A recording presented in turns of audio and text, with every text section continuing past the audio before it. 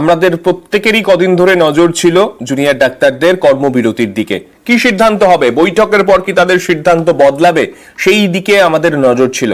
Junior চিকিৎসকরা কর্মবিরতি তুলে নিন, এবার তাদের কাজে ফেরা উচিত। আন্দোলনকারীদের সব দাবি মেনে নেওয়া হয়েছে, জুনিয়র চিকিৎসকদের আশ্বস্ত হওয়া উচিত। পর্যবেক্ষণ গতকাল সুপ্রিম কোর্টের প্রধান বিচারপতির।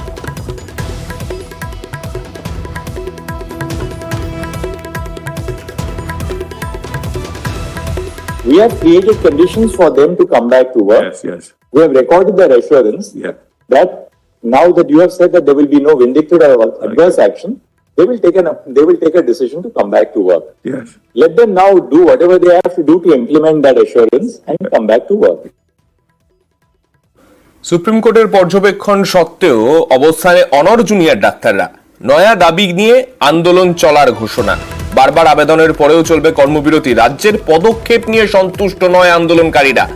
দাবি পূরণ না হওয়া পর্যন্ত আন্দোলন জারির হুঁশিয়ারি।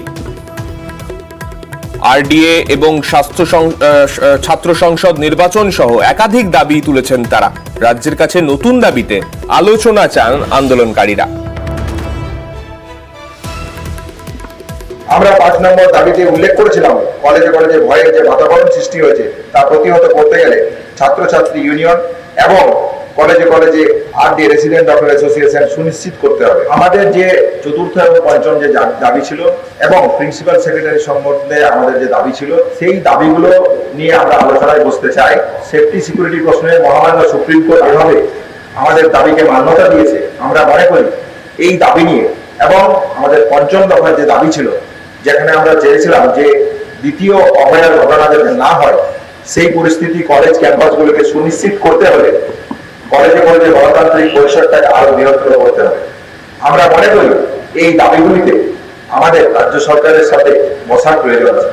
সেই জায়গা থেকে আমরা মনে করি অতি দ্রুততার সাথে এই বসার আলোচনা করা হোক, আমরা অতি দ্রুততার সাথে কাজে ফিরতে পারি এবং সদর্থক ভূমিকা আমাদের দিক থেকে আমরা পালন করতে পারি। আমাদের দিক থেকে আমরা একটা ইনিশিয়েটিভের কথা ভাবছি। আমরা আমাদের যা সুলিখিত এবং সুপত্র দাবি দেওয়া, চতুর্থ এবং পঞ্চম দাবি এবং প্রিন্সিপাল সেক্রেটারি প্রশ্নে আমাদের যা অবস্থা, সেগুলো নিয়ে দাবি সম্বলিত আমরা একটা দাবিপত্র পাঠাবো।